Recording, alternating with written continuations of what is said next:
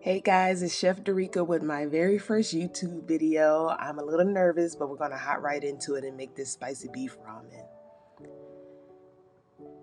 So you're gonna take about 2 pounds of ground meat, beef, pork, turkey, chicken, salt it, add your orange juice and orange zest, add your fish sauce. You can go ahead and add your chili crisp in there for a little more added heat. I use some sesame seed oil that is spicy that I got from my local Asian market.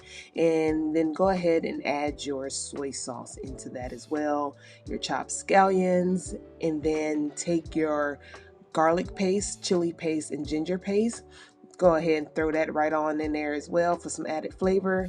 Then take your baking soda solutions, give it a little swirl, and then add that in there for some great browning flavor. So now that you have all of those ingredients in there, you're just going to want to go ahead and take some freshly cracked white pepper or freshly cracked black pepper, whatever you have on hand, and add that to your mixture. Go ahead and give everything a toss until it is totally combined and even, and then cover that with plastic wrap and set it aside until we're ready to cook it. So now I'm just gonna go ahead and take some brown sugar, some chili crisp, soy sauce, and some sesame seed oil. And I'm just gonna give that a quick little stir to combine and use this mixture throughout the entirety of the cooking process just to bring a little more flavor to the dish.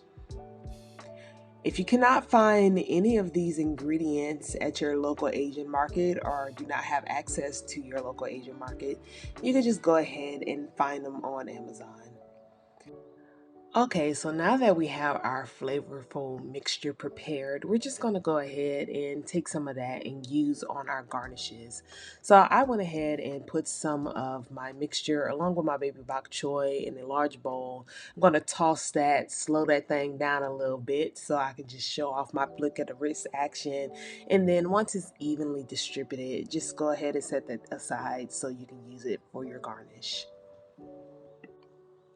So let's go ahead and get started on our beef stock. I went ahead and added 1 can of coconut cream to mine, along with some Asian brown sugar, also known as brown candy, and the rest of my mixture to my stock.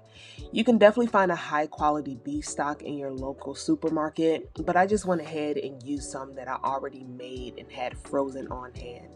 You want to give that a quick stir to combine, salt it, and then give that a stir.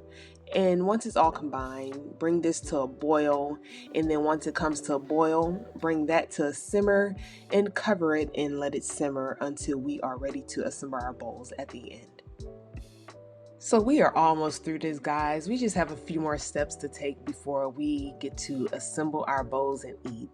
So what I'm doing now is just putting my baby bok choy on the grill, making sure they are spaced evenly, and then I'm just going to give them a nice little salt. Now when you salt your food items, just remember salt high and salt evenly, because if it ain't high, it ain't even, and you don't want to serve anybody a bland meal. Now, what I'm going to do is just give it a nice little flip once I reach my desired char, and then I'm going to salt the other side. Always salt the other side, guys. And then once that is charred on both sides to your desired taste, just go ahead and put that on a plate and just set that aside until we're ready to assemble our bowls at the end. Now, if you make ramen, you can't make it without an egg. So I went ahead and used duck eggs. You can definitely use chicken eggs. You're going to want to place them in a pot of cold water, then bring that water to a boil. Once it comes to a boil, immediately turn it off and then cover it and set your timer for 12 minutes. Not a minute less, not a minute more. This is going to be your key to a perfectly hard-boiled egg with no green. Because let's face it, no one likes an overcooked egg. You may eat them, but no one likes them. So go ahead and get that shell peeled off. And once I take my shells off, I just give it a rinse under cold water just to take off any micro shells that may still be attached. And once you have both of your eggs rinsed, just go ahead and split it open and reveal that perfectly cooked yolk. There is nothing like a perfectly cooked yolk, whether it be hard boiled or runny. And then this is just going to be the star of our dish for our ramen, along with the broth, of course.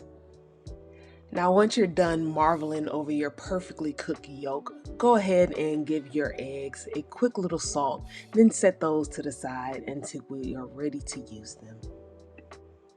We are so close to eating, guys. Just a few more steps. And right now, we're just going to go ahead and take our ground meat mixture and saute that in our preheated pan on medium-high heat. And I'm just going to take my spoon and I'm breaking it up as small as possible. And of course, you are going to salt it high and salt it evenly, and just continue to cook it until it is nice and brown, fully cooked. And then just go ahead and put that in a heat-proof bowl and set that aside until we're ready to use it, but save those juices.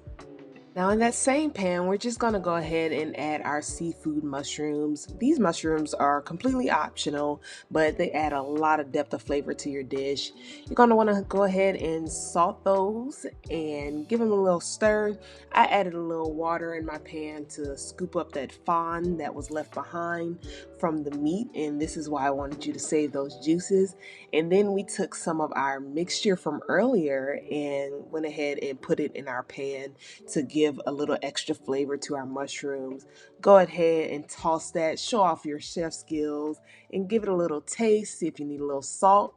But if not, go ahead and put those on a plate, put them to the side, and we just have one more step before we eat, guys. Finally, guys, it's time to cook the ramen, and you could just cook your ramen according to the package of what you brought. But once that is all done and cooked, just go ahead and strain that off over your sink, a clean sink. Don't be straining it on no dirty sinks, y'all. And just give that a little toss to get the excess water off, and then put that inside of your bowl so we can start assembling.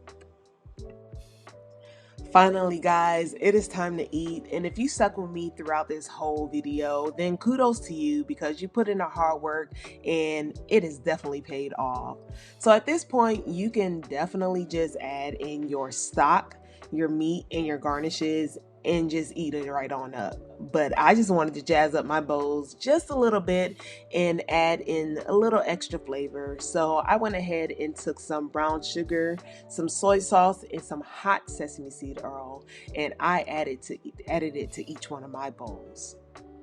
Now you just want to go ahead and ladle over some of that hot stock that we've had simmering throughout this process into every bowl, and I put about 3.5, maybe 4 cups in each of my bowls, but this is definitely going to be dependent upon the size of your bowls. My bowls are pretty big and hold a larger capacity of liquid, so that's why I use that amount, but whatever works for you. Okay, so I know we're all ready to eat, but before you do, please subscribe to my YouTube channel and don't forget to click the notification bell so you can be notified when I upload new videos. So now I am just putting my meat in my bowls, and I put about 3/4 cup in each bowl, and I'm just going to arrange all of my garnishes how I see fit. Now, I really don't have any rhyme or reason to how I arrange my bowls, and you can just go as rustic as you want, you can go as fancy as you want, you can have a ton of garnish, you can have no garnish at all. It's totally up to you on what you want to put in your ramen bowl. Just have fun and make it your own. So what I'm adding now are pickled carrots. I made my own, but you can definitely find them at your local supermarket. If you want to know how I made mine, leave a comment down below and I'll link a video to that. I added a little more spice to my dish. You don't have to, or you can add more if you desire. Just have fun with the dish, play around with it, and do what works best for you. I truly hope you enjoyed cooking with me as much as I enjoyed creating the dish. And if you want to see more videos like this, don't forget to smash that like button and leave me a comment down below of what you may want to see in the future. Thanks for watching. Bye.